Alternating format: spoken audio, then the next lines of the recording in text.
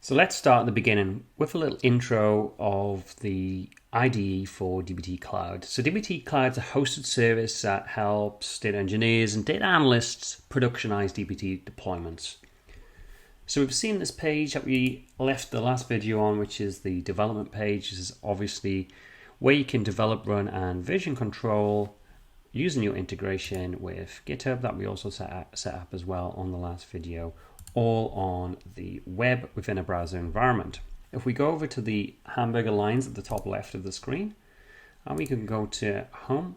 So on this page, you'll see your deployment environments here, which is relevant when you're running Dbt on a schedule, and also your run history for any previous Dbt runs that you've carried out. And we'll get to those either in this video or later videos. So clicking on the hamburger lines again and moving down to environments. Environments are the environments that you set up for where you want to run Dbt. So at the moment, we've got a development environment and a deployment environment available. We can also create a new environment here, and we'll get to that later, as well as creating environment variables. But for now, just be aware, here's your environments. This is where you set them up, and this allows you to run Dbt in different environments.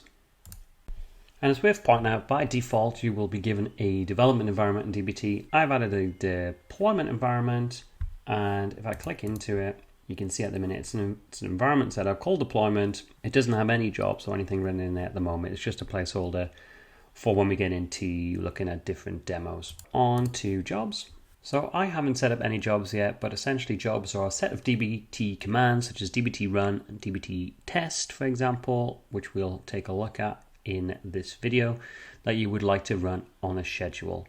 So you can set that up, call it a job, and it will run a series of Dbt commands for you on whatever schedule you set. So our run history then, if we did have jobs set up, would give us a breakdown of our previous jobs, and the status of each job would appear here. So at the moment, it's not that useful for us because we haven't set up or run any jobs.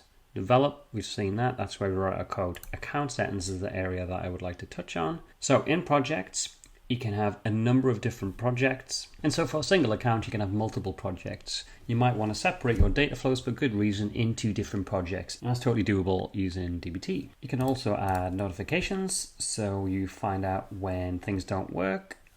And you can also manage team members here and invite other users to be part of a team. Now, whereas the account settings allow you to change anything at an account level, if you go to the top right corner and click your icon, or in some cases that might be your profile picture if you've uploaded one, you can then change things associated with your individual user rather than the account itself. So it includes your credentials, and these are the credentials in our case that we've used to connect to our Snowflake environment. You can update or change them here. Your own password into Dbt is here.